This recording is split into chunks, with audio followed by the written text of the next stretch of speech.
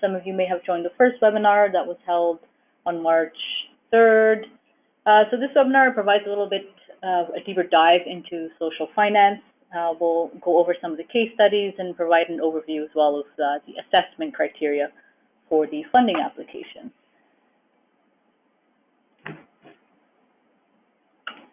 Okay, so before we get started, I just want to let everybody know that just to make sure that your sound is properly connected. So at the bottom of your screen, just to make sure you follow the instructions and connect to the sound, you should see a phone or a computer icon next to your name. And just to make sure that we don't have any distracting audio or background noise, we've muted all attendees by default.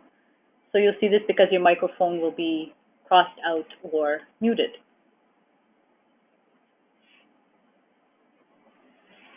So as we get started, I want to encourage you to use the chat box and let us know which organization you're with, enter your name, where you're joining in from Canada. It gives us a good idea of the kind of geographic scope of who's joining today's webinar. So I'm just going to look at the chat box and see if we have a few people joined in.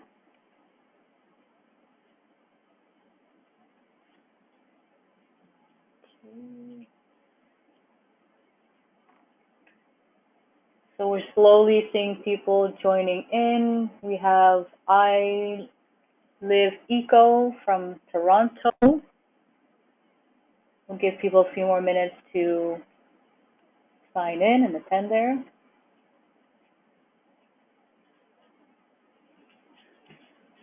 So as we're waiting for people to use the chat box function there at the bottom, we just want to reiterate that the presentation slides will be available after the session.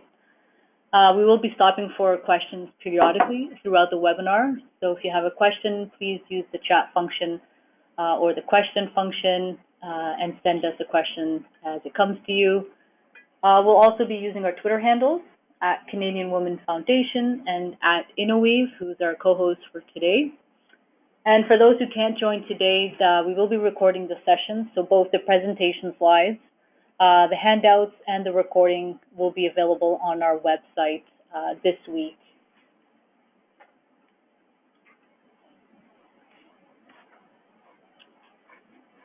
Okay. So the roadmap for today's webinar, it'll take about 1 hour with some time for questions as well throughout. So we'll do a little bit of introduction. Then we'll set the stage in terms of context of today's discussion. We'll discuss the Social Finance Fund and the Investment Readiness Program. Our partner at Innoweave will delve into some case studies and some ingredients for how to become more investment ready. And then we'll go back into the funding application process and the criteria for how staff and our advisory committee shortlist and review the funding application. So again, we'll be sure to pause throughout the webinar. So if you have any questions, just post them in the chat box or the question box. Okay. So my name is Sigal Dwale, and I'm the Director for the Investment Readiness Program at the Canadian Women Foundation. I'm based here in Toronto. We have staff also based in Vancouver, Calgary, and Montreal. Really excited and grateful to be here today to discuss the Investment Readiness Program. And I want to also thank our co-host today, Wayne. Let him kind of take over and introduce himself. Thank you, Sigal. It's a pleasure to be here, everyone. And my name is Wayne Miranda. I'm the Social Finance Investment Readiness Lead at McConnell Foundation, and I work a lot with the Innoweave team. And pleasure to be here today. Great, thank you, Wayne.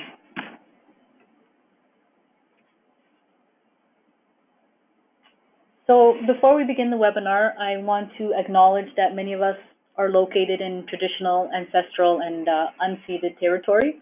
We want to recognize the role that the First Nations, Métis, and Inuit people have played and continue to play as guardians of our land and waters upon which we gather today. So it's with great respect of this role that we start our work, knowing that our relations need to be improved and taking into account the continuing impacts of colonization and systemic racism, that ongoing violence towards Indigenous women constitutes genocide, as stated in the report on the inquiry of missing and murdered Indigenous women.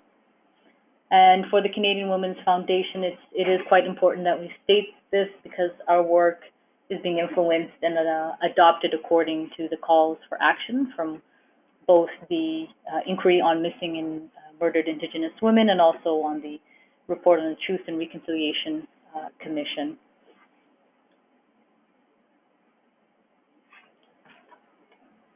So I'm just going to pause here just for a moment just to see if we have more folks added in. We have the National Capital Region in Ottawa on the call. We have folks from Calgary, as well as Northern Ontario and Dryden, Ontario. Great to see some representation across Canada there. So as you may know, the Canadian Women's Foundation was established in 1991 to fill the gap around women's philanthropy. And so today we work in 4 key areas focusing on women and girls, as well as those that identify as women and girls. So we work in preventing gender-based violence, alleviating poverty, and supporting women's economic empowerment, promoting inclusive leadership, and championing girls' empowerment.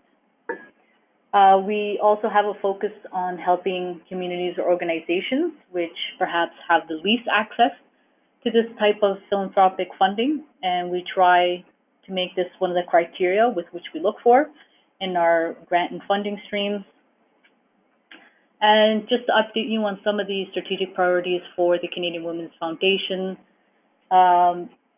we are still focused on philanthropy and investing in women and girls, as well as building capacity. So the foundation is still leading in those areas, and those things aren't changing, but we've added 2 new strategic priorities around advocacy and mobilizing for change. So we'll take a much bigger role around those 2 areas, as well as amplifying our national discussions through our thought leadership. So this also includes our members of our senior executive team being present at multiple types of discussions and forums, so that the information about how to gather and the strengths in terms of women's equity can be shared through bigger and bigger circles of influence across Canada.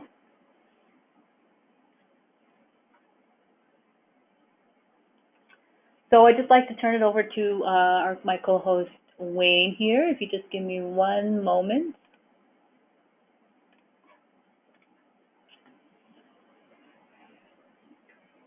Over to you, Wayne. Thank you so much, Sigal. And for those who are less familiar with Innoweave and McConnell Foundation, Innoweave is a capacity building arm, if you will, of McConnell Foundation. McConnell is a private family foundation with operations and support provided all across Canada. Innoweave in particular has been around for the last 7 years, but McConnell Foundation has been around for the better part of 80 or 85 years now.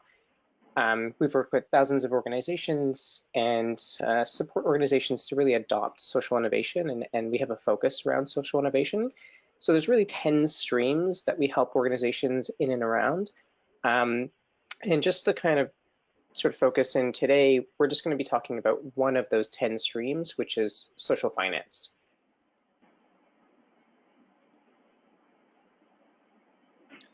All right, so to put a couple topics that we're going to talk about today, social finance, the Social Finance Fund, and the Investment Readiness Program, just to begin, I think it's helpful that, at least for this afternoon, that we're aligned on some language, just because social finance can mean a lot of different things to a lot of different people, and there really is no one best way or the one right way. It just does not exist. So when I'm talking about social finance, I really mean 2 key things. I'm talking about repayable investment. So repayable investment in the form of a loan, which is money that you would take up front and put to work to some positive impact, and then promise to repay that loan at some point in future. And this is repayable investment that also seeks a social, environmental, or cultural positive impact.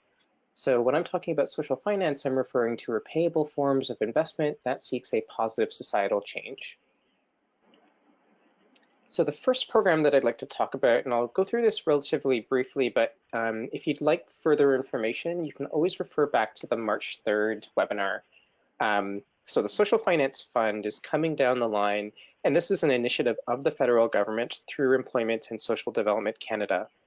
The way it works is that ESDC, Employment and Social Development Canada, seeks to invest alongside private investors, ultimately so that this money reaches perhaps your organizations that are on the phone here today, and they'll be investing through social finance investors. So you have ESDC, private investors investing alongside each other into social finance investors. Some of those, for instance, may be Community Forward Fund, it could be Verge Capital, maybe it's Risa Capital out in BC, or St. John Community Investment Fund out in Atlantic Canada.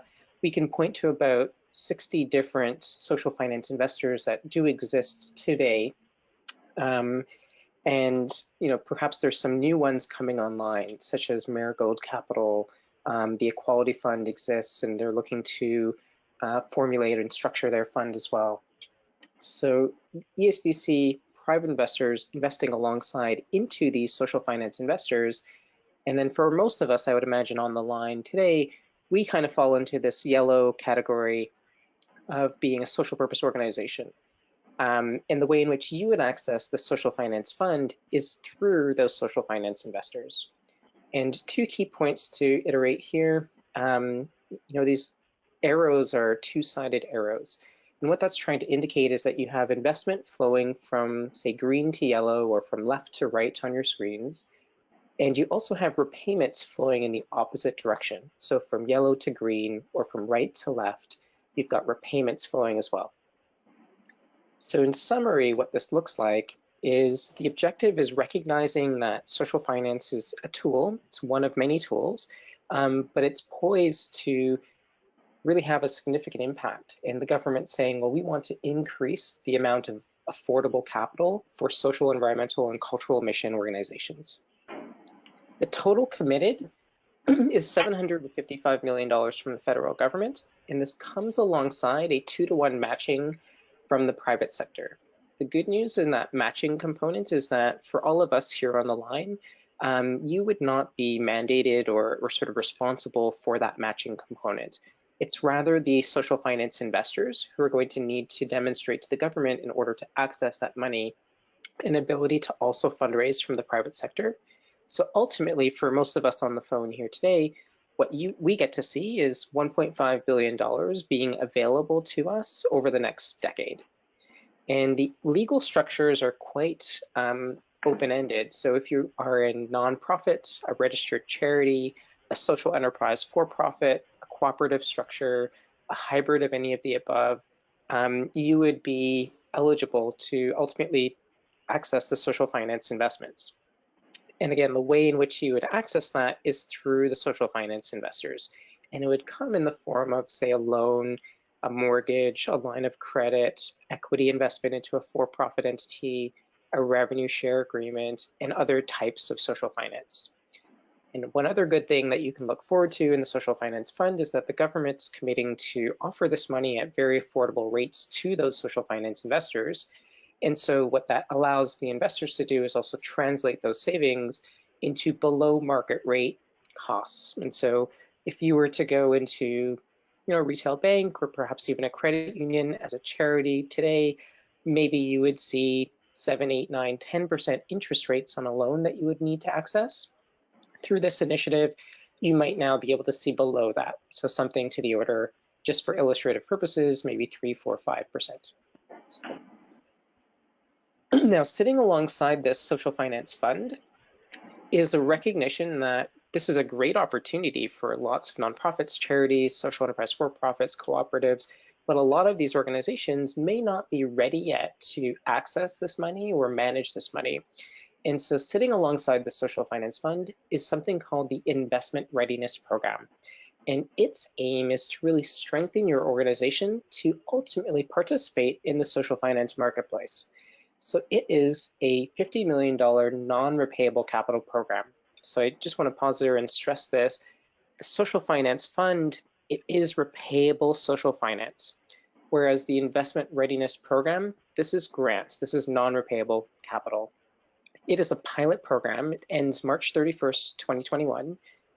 If if you're a nonprofit, a registered charity, a social enterprise for-profit, a cooperative, a hybrid, you would be eligible to receive this money. And specifically, when we come to Canadian Women's Foundation, we'll learn a little bit more about that. The use of proceeds are one-time, time-bound expenses to progress your organization to become more investment ready.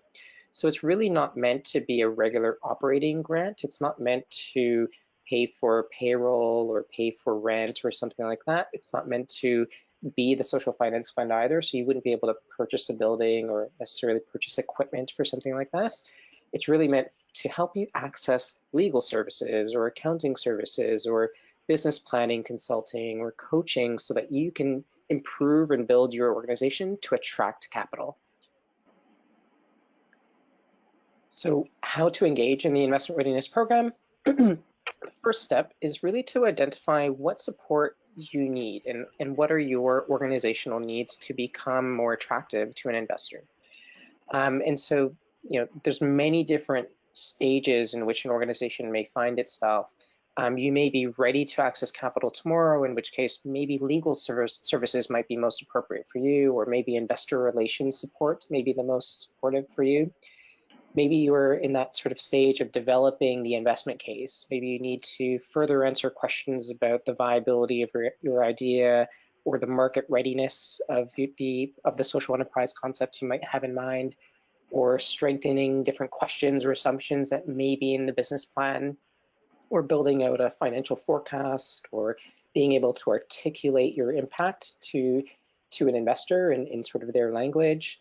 There's many different ways in which you might use the Investment Readiness Program. The point, though, is that it's really trying to respond to your peculiar needs and your organizational readiness. So the first step is really identify your required support. Once you've done that,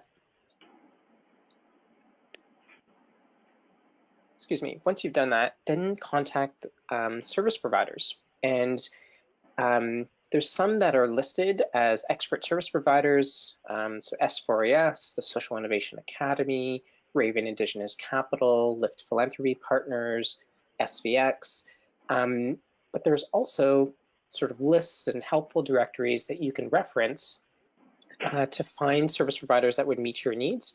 But by no means are you mandated to only stick to any of these lists. So ultimately, the service provider that you choose is really up to you. And so you'd like to choose someone that is trustworthy, that sort of would understand your organization, that you feel is capable and competent to be able to meet your needs. So ultimately, just note that it's your choice which service provider to use. And then finally, apply for the grant from the Readiness Support Partner. And we're going to hear from Sigal on more details as to Canadian Women's Foundation's role here. So I'm not going to go much more deeper than that. So, any questions so far?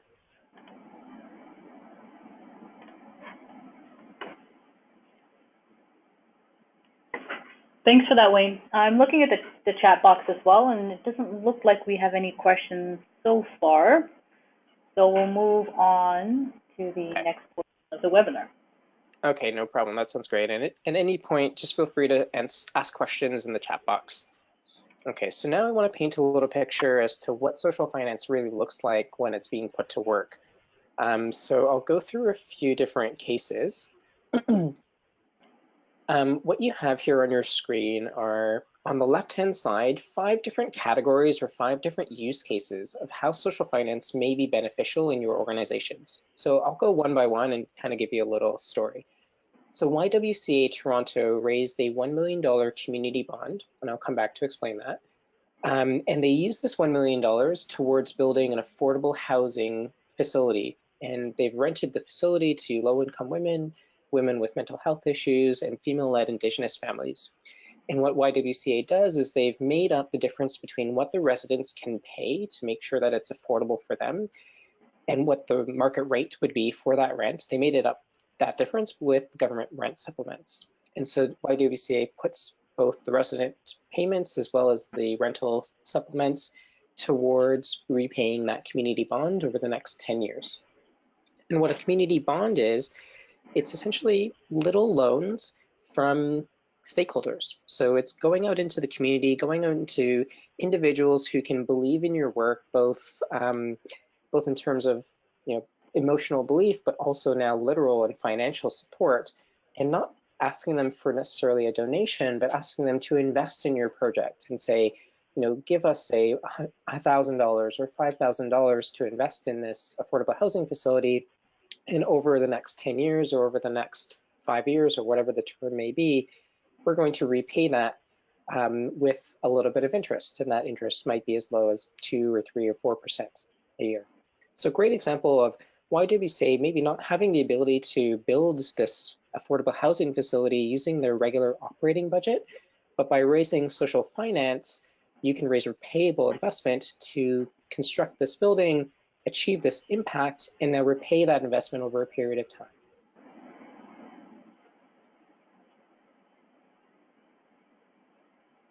So this next example is about, in accounting terms, sort of cash flow financing. But in regular English, it's really about being able to spend now to achieve a particular impact so that you can earn revenue later. So in this case, Center 3 for Print and Media Arts raised a $35,000 loan to hire a development officer. So they invested into their fundraising capacity. And the development officer raised money both to repay this loan, which came from Community Forward Fund. Community Forward Fund is one of those social finance investors. So they not only repaid the loan, but they were also able to generate unrestricted funds to support the organization in sort of its broader mission. And in the way in which they did that is by running an Arts Circle membership program. And this Arts Circle membership program offered workshops and classes within the community, and that raised revenues. So this is a great example of being able to take a repayable investment, hire and build out your fundraising capacity. That enabled the organization to repay the loan, the repayable investment, and they've now got unrestricted revenue streams that they can use towards their mission. So a great example of sort of using this cash flow financing idea. Similarly, but the sort of flip side of this, if you will, is being able to spend now to prevent costs in future. So a great example of this is something called a social impact bond that was implemented by Southern First Nations Network of Care based in Winnipeg. They raised $2.6 million of repayable investment, and they put this to work by connecting at-risk Indigenous mothers with birth helpers, doulas. And the aim here is to prevent babies from spending time in the child welfare system during their first year of life. And so this ultimately prevents healthcare costs. And so the savings are, in this case, accrued by the government of Manitoba. And so if the program achieves specific verified results, then the government of Manitoba promises to repay the initial investors up to a $3 million level. So here's a bit of a tripartite social impact bond agreement. So you've got initial upfront investors, enabling the implementing agency, the Southern First Nations Network of Care, to achieve this impact, and then the agency, the government of Manitoba, accrues those savings by not incurring the public healthcare costs, and the government of Manitoba then can repay back those investors. So a great example of an organization using a services model, using social finance to achieve what they wouldn't otherwise be able to do. All right, these next three examples rather, are going to be about using business principles towards achieving a social, environmental, and cultural impact. So this is about launching a social enterprise. So here, social finance can be useful to actually start it up. So Old East Village Grocer, which is actually owned and operated by a registered charity called ATN Access for Persons with Disabilities, they raised a $100,000 repayable startup loan from Verge Capital based out of London. And what Old East Village Grocer does is they've trained and employed people with disabilities to operate a community grocer. And this grocer has multiple different impact dimensions. So first of all, they're creating employment for people facing barriers to employment. In this case, that's disabilities. They're also providing local affordable food. So this is coming from local farmers, and it's affordable, it's nutritious, I believe it's organic as well. And they're doing so in an underserved neighborhood. So lots of great impact dimensions here.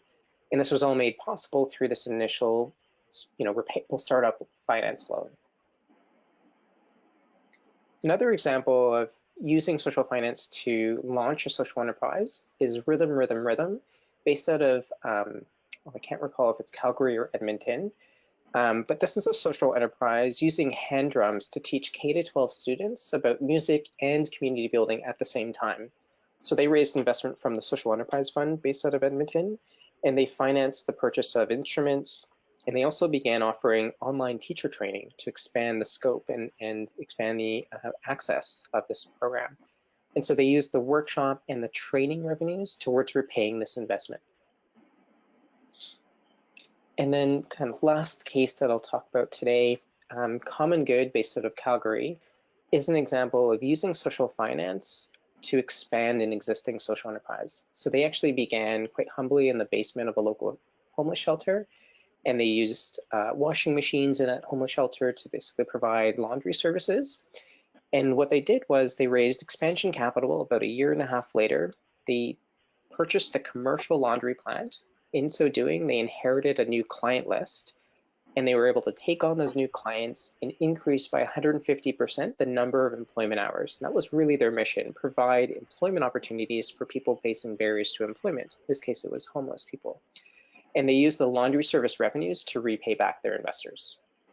So those are 5 or 6 different examples and sort of the use cases of how social finance can be beneficial for organizations in our sector and how it can be put to use and achieve a social, environmental, cultural impact. So let me just pause there if there's any questions about those examples. All right, so I see one question here. Does the Ontario government provide funding to support projects that spend now to prevent costs later? It's a really good question, especially for our context here in Ontario at the moment. I think what you're asking about is like, does the Ontario government, or let me broadly say, do provincial governments do social impact bonds? And the social impact bond concept is still relatively nascent and new in Canada. So geographies like the UK, for instance, and the US are further ahead. If you are thinking about a social impact bond structure, definitely get in touch. The key thing is really having identifiable, verifiable, quantitative metrics that you can point to as what the impact is going to be. And then the second key thing is going to be identifying, in this case, you're wondering if the Ontario government is going to be this, but identifying who that outcomes payer is going to be.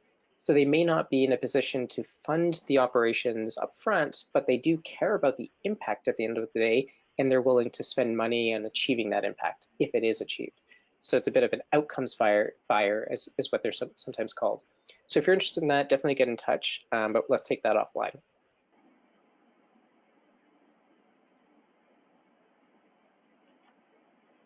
All right, I see another question. Of these 5 ways where social finance can be used, I see 2 of 5 where it can be used. Are we only limited to 1? I'm not sure if I can follow your question, unfortunately. Would you mind elaborating, and then I can come back to it? And in the meantime, maybe I'll proceed and I'll come back to your question. All right, so what I'd like to talk about next is, great, these are examples and cases of social finance at work. How might we, as our organization, sort of benefit from these opportunities?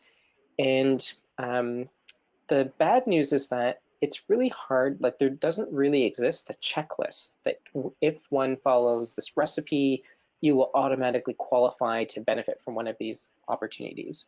But what we can point to are some common ingredients, some common things that investors look for in order to stack the odds in your favor. And I'll just go quickly one by one in these 5 different ingredients. So the first ingredient is the team. So really having in place a solid team with the right and relevant expertise, experience, skills, knowledge, that you can point to this team of people having worked well together, that smooth operations are something that you have in your track history, be it in your present organization or in another organization in the past. But you can also point to a strong and engaged board that's bringing a relevant network, that's bringing relevant expertise or time and and ability to support the organization and provide meaningful guidance. So having a team, having the smooth implementation operations in place and an engaged board is very important. And the earlier stage your organization is, as in, the less track record you have, the more important the team becomes, right? So that's the first key ingredient. The second key ingredient is great. You've got the right people now. Where are you taking them? So what's the strategy? What's the plan? What's the vision? What's the mission of your organization or of the project? And how are you going about that? What are the goals? What are the strategies? And what are the tactics that you're thinking of employing? So what's that plan? What does that really look like? And not just having a plan A, but a lot of investors are, their jobs are to avoid risk. And so not just have plan A, but also think about plan B, plan C, plan D, plan E. Think about what might go wrong and how you might mitigate those risks. And it's quite natural for us to not be able to predict the future. So having some different scenarios is very important. And what we're talking about here is ultimately social impact. So having an articulated impact model where you can point to verifiable results and both quantitative and sort of like qualitative stories that articulate the impact that you're having is really important. And there's some industry standards of things like the UN Sustainable Development Goals, or the Canadian Index of Wellness, or social return on investment, randomized control trials, the Impact Measurement Project. There's some industry standards which you might want to reference as you think about the metrics that you choose. Investors are ultimately finance type people, so they'll want to go quite deep into your financial model. They'll want to understand your past history. They may ask for audited financials of your cash flow statement, your income statement, your balance sheet. If you're not quite at the stage of having audited financials, I recognize that can be quite an expense. They might get comfortable with management accounts that you might be sending to your board presently or something like that. But they'll want to get comfortable with your past cash flows, your past fundraising ability or revenue generation ability, any present or past borrowing history. So if you can point to your organization's ability to take a loan, repay it, or access a line of credit and repay it, excuse me, and repay it, that bodes well for you. And they'll also want to understand your future financing picture. So they'll want to understand your forecast, your revenue forecast, your cost forecast. They'll want to understand that in a few different scenarios, because again, we can't predict the future. So what would a most likely scenario look like? What would a worst case scenario look like if everything doesn't go quite as planned? And what would a best case scenario look like if everything goes in your favor? And then the last ingredient that I'll talk about is the investor approach and the due diligence package. So often I hear of organizations that might come from the food sector and they're talking to an energy investor, or maybe they're coming from the affordable housing sector and they're talking to maybe a carbon reduction investor, like a clean tech investor. So really having the right investors in the room is half the battle, if you were to say it. So kind of doing your homework and doing your research and recognizing what investors have invested in to date. And then having your due diligence package, sometimes referred to as a data room, available. And this is where you have, all your organizational information available. So your strategic plan or your business plan, your incorporation documents, letters of support go a really long way. They're going to want all your financial information, so all your financial reports and statements, your forecasts, your present and future revenues and donations and pledges that are on your horizon. And they'll also want to see your impact story. So if you have impact reports or impact studies, you would include that in your diligence package as well. All right, so those are the 5 different ingredients, I would say, for investment readiness. Again, there's no real checklist, but these are some common things that most investors, if not all, will be looking for. And if you can point to yourself having this in your organization, that really, again, stacks the odds in your favor so that it makes it easier for an investor to get comfortable with investing in your organization and in your project. Now, one other thing that I'd like to talk about is, great, it's good to have what investors are looking for, but what should you also be looking for in an investor?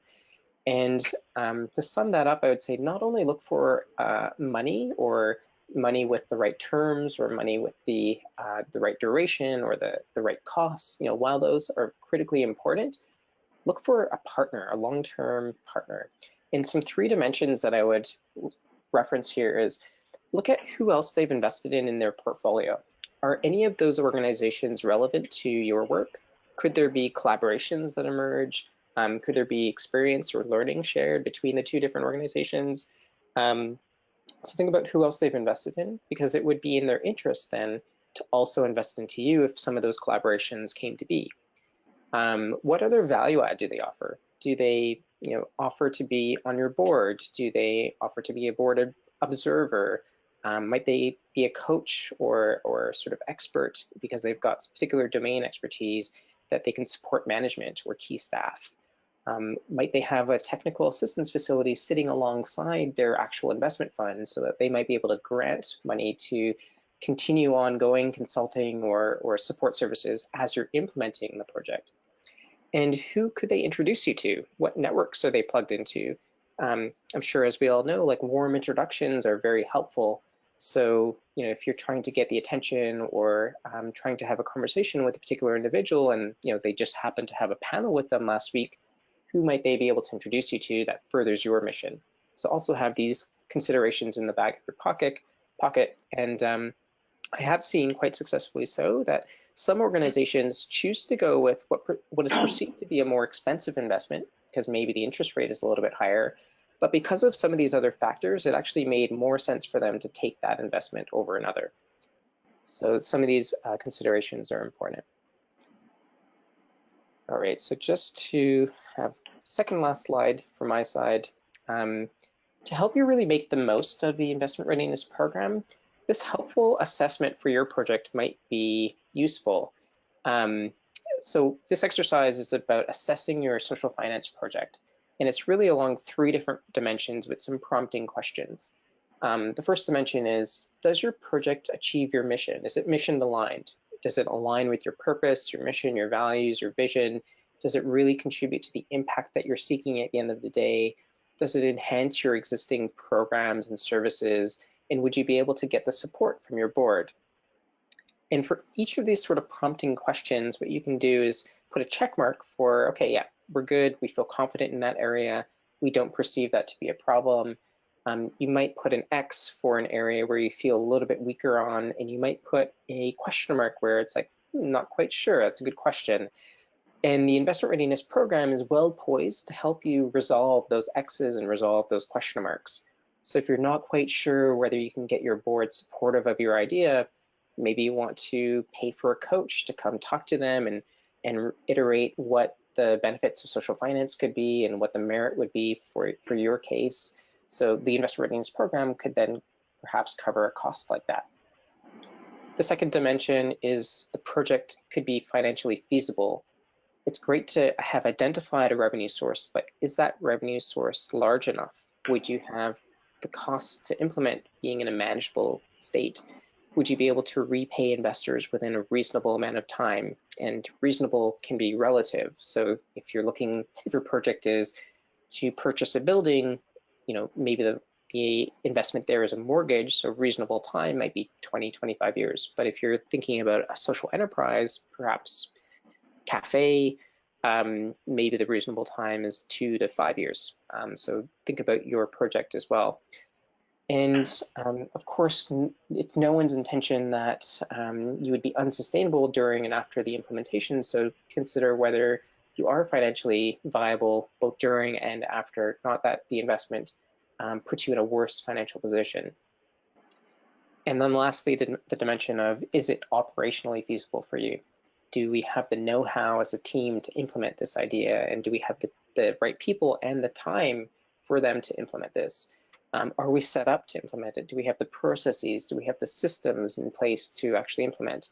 And again, we can't predict the future. So if risks and challenges arise, do we feel like we've got the wherewithal to manage those as they arise?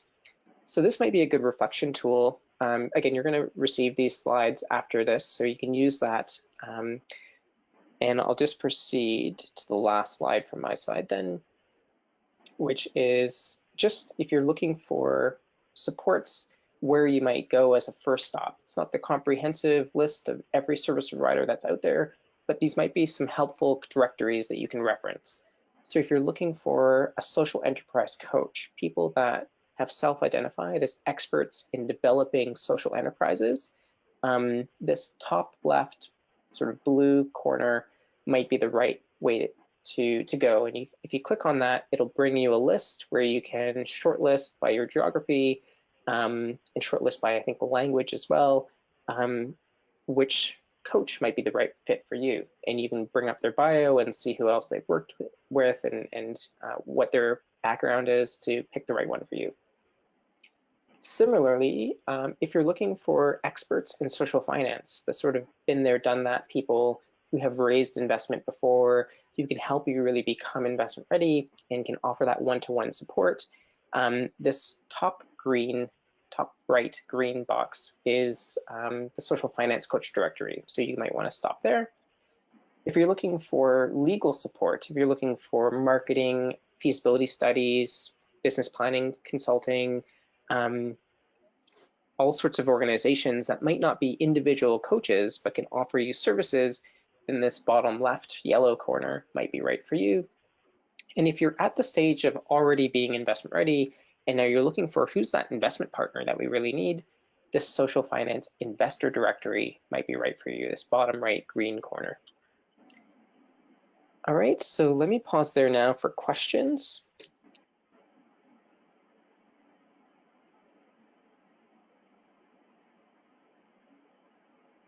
All right, can I provide a resource reference to where one can get a good guide for developing an impact model? Excellent question.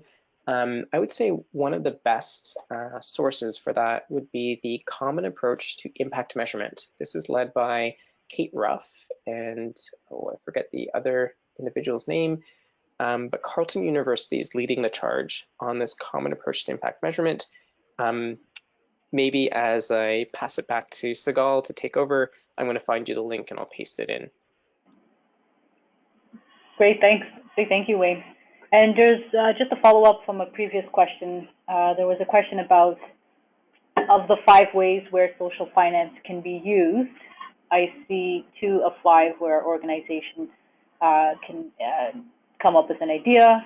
And so the question, just to clarify, is there were 5 options that Wayne outlined in terms of different ways to use social finance. For example, developing or scaling up a social enterprise, spending now to earn revenue later, spending now to reduce costs. And so there was multiple ways to do that. So these are the case studies and the examples. And the answer is yes. Social finance can be used in a multitude of ways, so you do not have to pick one of the kind of options of how social finance can be used. You can launch a social enterprise as well as purchase an asset, for example, or scale an existing social enterprise as well.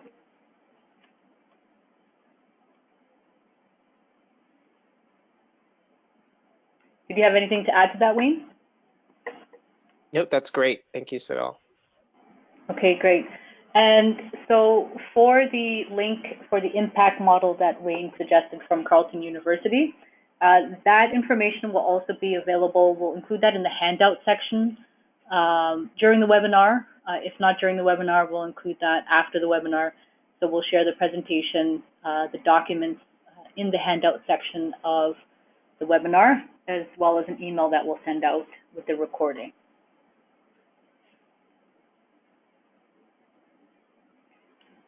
Okay, so just moving us along to the next section of the webinar. We're going to be talking a little bit more about the funding application process, as well as the grants criteria and how we as staff and our advisory committee shortlist and review applications using this assessment criteria.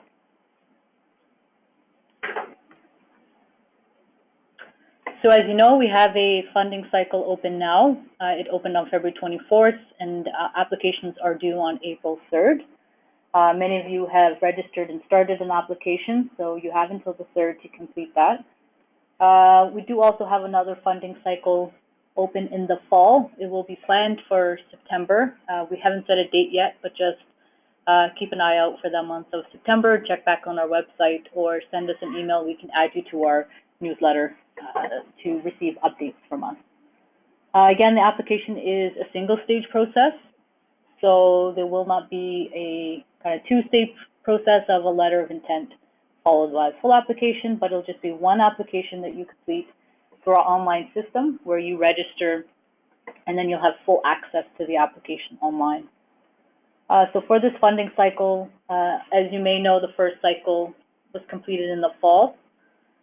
So the second cycle will have about 20 organizations funded. So the total pot of funding is $1 million, and organizations can request up to $50,000 for your project. So as Wayne mentioned, again, this is non-repayable capital, as in the grant. So it's a one-time investment that doesn't need to be paid back. And the premise of the funding is really to provide you with this one-time kind of funding opportunity to access some of the expert service providers or support services that your organization may need to bring you closer to becoming more and more investment ready, or to get closer to accessing social finance at some future date for your organization. So it's really just building up that capacity for your organization to get to that point. And in terms of timelines, so all applicants will be notified. Once you submit by April 3rd, you'll be notified in early to mid-July whether or not you've been successful in securing the grant.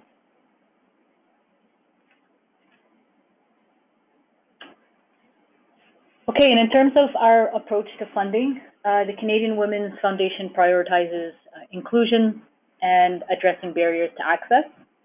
We want to ensure that gender equality is included in all our grant-making work, and it's expressed in our prioritization of women, girls, trans, two-spirited, non-binary people, including First Nations, Métis, and Inuit, as well as those living in rural northern communities, low income, refugee, immigrant, non-status, and those living with disabilities.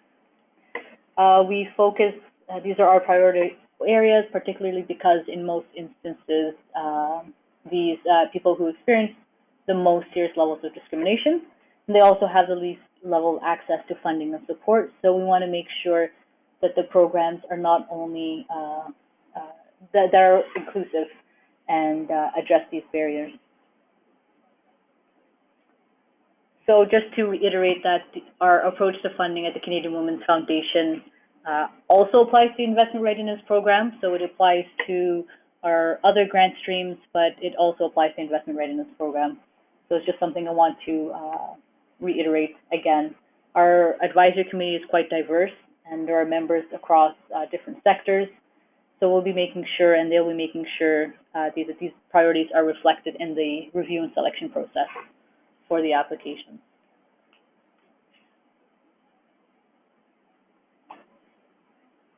Okay, so as you may know, the Investment Readiness Program also provides some context in terms of how to self-identify where you are in terms of where you are as an organization, in terms of continuum. Are you early stage, kind of middle stage, or later stage? And so the federal government has provided a loose framework around this continuum, which includes these kind of 5 stages of preparation. And I do want to emphasize that we don't, as the Canadian Women's Foundation, we do not prioritize one stage over another across the continuum, but that funding is to advance your organization's capacity across that continuum from early, middle, and kind of later stage, so that it prepares organizations to be more and more investment ready. And just to note that these stages aren't always completely linear, and that it is quite an iterative process. So please, in your application, try your best to self-identify where your organization lies in that continuum to the best of your ability. So turning to the grant documentation and what's required in the application. The organizational info, your charitable number, if you're a qualified donee, that information will also be required. We do ask organizations to also include any information about partnerships that you may have. One thing I do want to point out is that it's very important to be aware that we don't fund individuals, so you'll have to include your registered charitable status number, and if you are an incorporated nonprofit, we ask that you include that number as well. Eligibility is also open to qualified donees, and also which includes First Nations, bands, municipalities and hamlets, and other types of organizations. And for-profit organizations are also eligible to apply if you are partnering with a charity or nonprofit with charitable status that has a mandate that's quite relevant to the outcome of your project or the mission of your organization. So as you're completing your application, you'll see that there is some room there to elaborate on your social purpose initiative, the geographic area, if it's rural, if it's northern, if it's urban. There's also an opportunity to elaborate on the number of individuals and communities served and diversity of that. And then there's also in the application quite a bit of room to also elaborate on the activities and approaches of your project. Go through this in the interest of time. In terms of attachments for your application, there are 2 required documents, and the rest are, as you'll see, if applicable. I'll go over the first 2 required documents, which is a letter of support. So we do require all organizations provide a letter of support from an organization or partner that works within your community or the community that you serve, as well as a budget for your project idea. We do require a detailed itemized budget using the template in the application. And then some of the other documents are kind of pretty self-explanatory, but I do want to highlight that you have an opportunity to provide additional documentation that you may have, such as a business plan or kind of a 1-pager or 2-pager that gives us a better idea of your project idea and how it's linked to accessing some of that funding for how it's linked to service providers and how you're going to use the service provider to advance your project.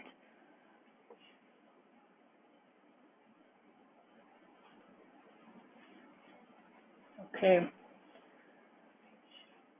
So one of the key items I do also want to highlight is just to review the list of ineligible kind of expenses for your project or your initiative. So we do only fund projects that are solely focused on women and girls, trans and two-spirited non-binary peoples. So that's something to really keep in mind. Projects outside of Canada are not eligible. Again, for-profits are not funded if it's solely a sole profit, but if you're partnering with a registered charitable organization or a qualified donee with a mandate that's quite relevant to your organization, that is okay. And any type of kind of capital expenditure. So this could be facilities, leases, rentals, purchasing kind of major equipment or machinery, all that is ineligible.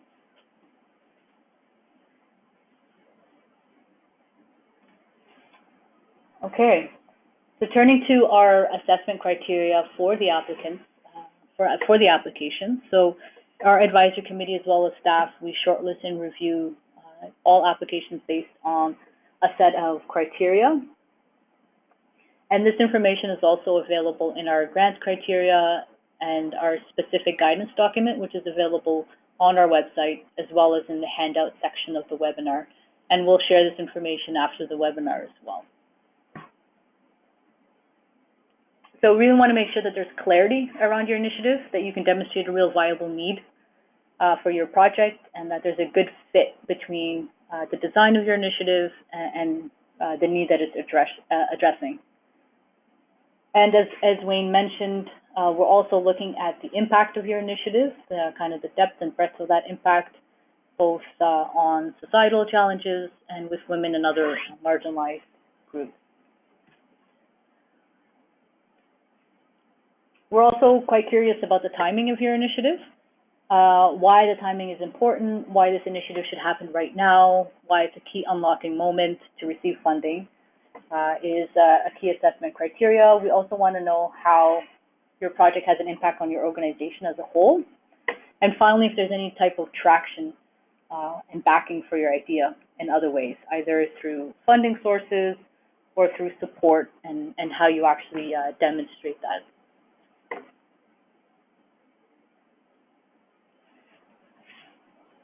So as I mentioned earlier, our advisory committee will also look at the strength of your organization. So we look at the track record, how open you are to learning, and how open you are to participating in monitoring and evaluation of the investment readiness program. So reaching out to you as the project unfolds and also after the project ends. So just keeping in contact and seeing how receptive you are to that type of interaction.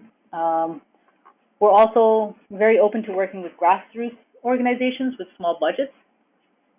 So any new or emerging organizations. In that case, we'll be looking for partnerships and community buy-in. And if your team is small, we'll also be looking for kind of how much time and energy you can that you have available to be engaged in the project.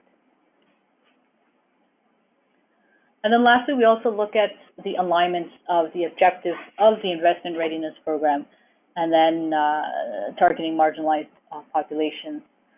So for the investment readiness funding, our real aim is to boost women's sector participation in social finance and social innovation. And this is especially important, as I mentioned, for organizations who work with women who face multiple barriers and are underrepresented in the field. So really the objectives are where participants and communities are the leaders in the decision making. The project really considers the realities of participants' lives.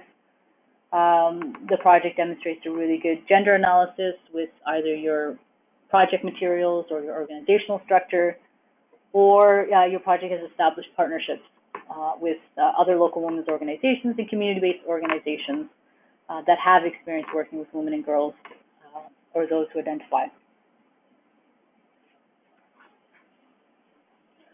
Okay, so I'm just going to skip over this real quickly. This is the grant guidelines and the specific guidance documents and the FAQs, which are all available online. And in this specific guidance document, you'll see there that you'll have all the application questions in that document and some advice and guidance on how to answer each question in the application. And of course, the word limit, so you have an idea as you're filling out the application online, some points of the application there.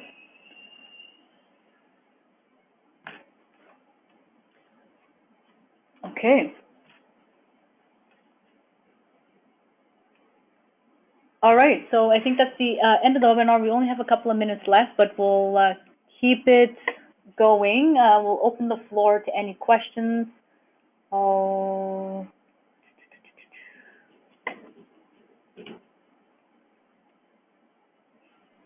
Okay, I think we have a question here. When are applications for Cycle 2 open?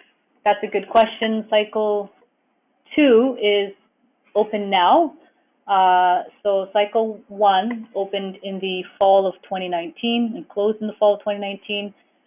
So we're calling this cycle now the second cycle, which opened on February 24th and is be closing on April 3rd. And then the third cycle that we do have planned will be in September of 2020, and that'll be open for 6 weeks as well. So you have 6 weeks to complete that application. The exact date in September hasn't been finalized, but I would suggest you just send me an email and we can add you to our newsletter so that we can send you those updates.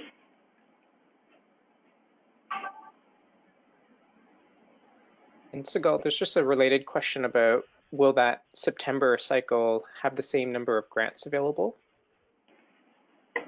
Good question.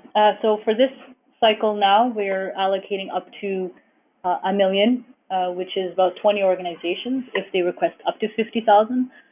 For cycle 3, there'll be less of an opportunity, so there'll be, I believe, around 500,000 remaining for the third cycle, but that number is not confirmed yet.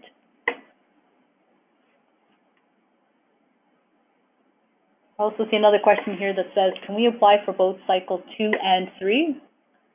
Yes, you can apply for both cycle 2 and 3. The one caveat is that if you do apply for cycle 3, say you are successful in cycle 2 in receiving funding for your project, and you apply for funding in cycle 3, we'd have to see the demonstrated kind of progress and success of the project in the second cycle. So because the emphasis of the Investment Readiness Program is really to move organizations along the continuum. So if you are, say, in the earlier stages, and there's one phase of the project that's done in cycle 2, and there's really demonstrated success, then you can apply for funding again in cycle 3 to kind of tackle some of the next phase of the project to get more investment ready.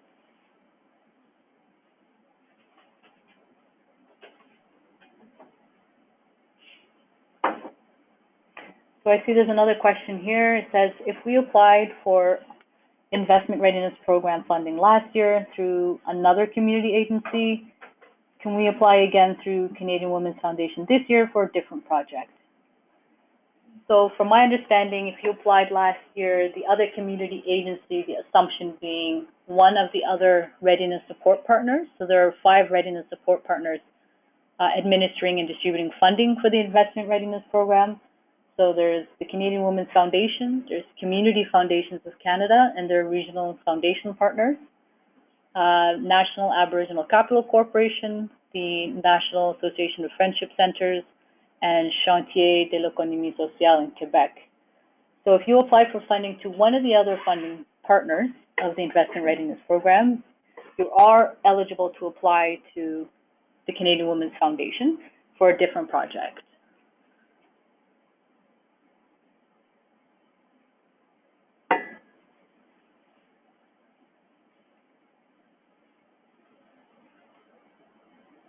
Okay, so I'm just taking a look at the questions here. I don't think I see any more. Oh, there's one more question here. We'll take the last question here. And if you do have any more questions, feel free to send either Wayne or myself an email, and we'll try to answer you in a kind of quick or timely way. So the last question here is, our social enterprise is fully self-funded. Will my personal finances be looked at as well? Not necessarily the short answer. We will not be looking at your personal finances, but we will be looking at a document of financial health. So if you're a larger organization, we tend to prefer if your organization is around the 400,000 mark in terms of revenue, that you would have audited financial statements and you'd be able to submit that. But if you're a smaller organization, audited financial statements are not always possible, so we can take another document to kind of give us a good summary of the financial health of the organization. So that'd be a document, say, you'd provide to your board or your governing body.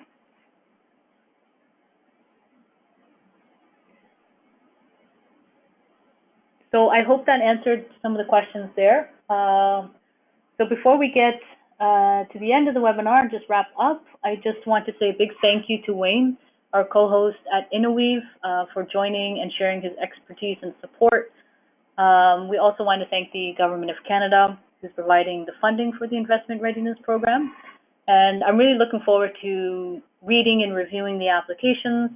And if you really do have any kind of burning questions, please send me an email, and we'll schedule a date and time so we can discuss that. And before I sign off, I just want to give the floor to Wayne. Wayne, if you had any final comments? No, this is great. It's a pleasure to be here, and thank you so much to Sigal for organizing and convening. Great. So the webinar is recorded, and so we'll send out all that information this week to all those who've registered. And if you didn't register, the recording will also be available on our website, so you'll be able to access it there as well. and the presentation. So we'll just sign off, and I hope everyone has a great day, and thank you so much for joining today's webinar.